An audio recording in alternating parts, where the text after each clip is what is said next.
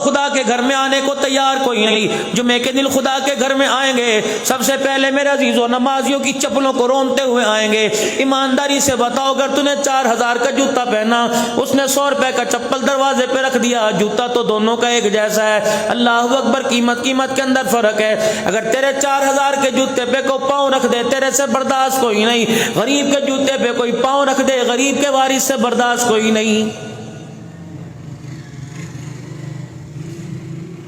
دنیا کے اندر جیسی مرضی زندگی گزار لے برداشت کروں گا, لیکن خبردار میری مخلوق میں کسی پہ انگلی نہ اٹھائیو, یہ میرے سے برداشت نہیں ہوتا. فرمایا اگر انگلی میں اٹھائی اس سے معافی نہ مانگی تو مجھے میری کبریائی کی قسم ہے میں تیرے مرنے سے قبر میں آنے سے پہلے تیری انگلی کو توڑ کے رکھ دوں گا.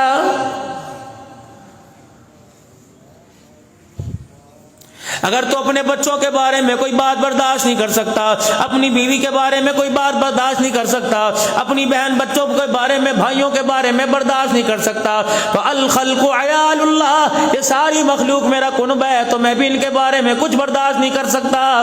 میں عذاب دوں میری مرضی, سزا دوں میری مرضی, میں جزا دوں انہیں میری مرضی, لیکن خبردار میرے اور میری مخلوق کے درمیان کبھی مداخلت نہ کرنا. الہی تجھے تیری مخلوق کتنی پیاری ہے. فرمایا اللہ غنی, بتاؤ میری مخلوق مجھے کتنی پیاری ہے. موسیٰ علیہ السلام کے زمانے میں حضرت موسیٰ علیہ السلام نے رض کر دی الہ العالمین اس پوری کائنات میں تیری نگری کے اندر یا اللہ نیل آسمان کی چھتری کے نیچے تو سب سے بڑا گناہگار ہے پروردگار عالم, مجھے اس کے بارے میں بتلا بھی دے اور دکھا بھی دے.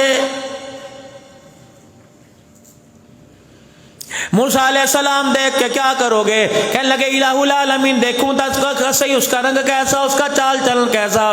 فرمایا موسیٰ کل صبح فلانی بستی میں چلا جائیو, فلانے محلے کی فلانی گلی میں داخل ہو کے فلانا دروازہ بجا دینا.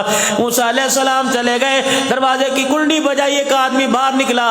موسیٰ علیہ السلام حیران سے شد رہ گئے کہ الہی یہ جسے دنیا سلام کرتی ہے تیری نظروں میں اچھا ہی کوئی نہیں. فرمایا موسیٰ میں نے کہا تھا نا بولنا نہ کوئی نہیں, خاموشی سے واپس آ جانا. اپنے جائے مقام پر آئے پریشان ہیں, کہ الہ العالمین پریشان ہو گیا. فرمایا موسیٰ تیری پریشانی کیسے ٹھیک ہوگی؟ کہ اللہ کل آج سب سے زیادہ گناہگار دکھایا, کل سب سے زیادہ نیکوکار دکھا دے. ملاقات ہو رہی ہے رات کو اللہ سے.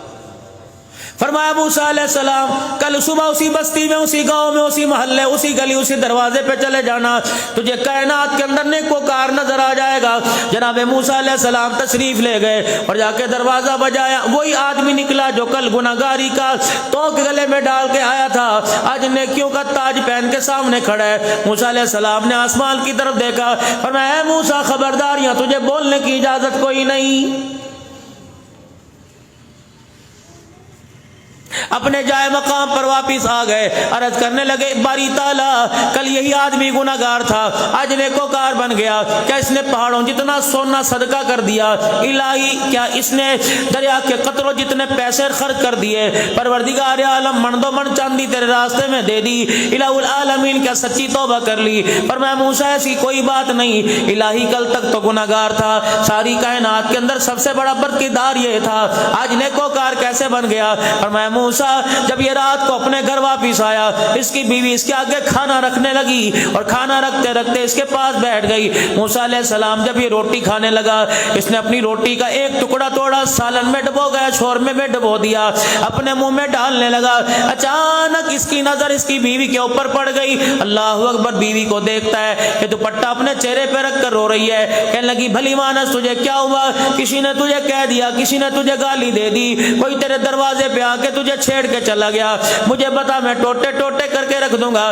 بتا کس کی وجہ سے تجھے تکلیف ہوئی؟ بیوی نے ہاتھ کا اشارہ کر کے کہہ دیا, انگلی کا اشارہ اٹھا کر کے کہہ دیا, انگلی اٹھا کے کہہ دی تیری وجہ سے مجھے تکلیف ہوئی. روٹی کا ٹکڑا چھوڑ کے ہاتھ میں رکھ کر کہنے لگا بتا میں نے تیرا کیا بگاڑا؟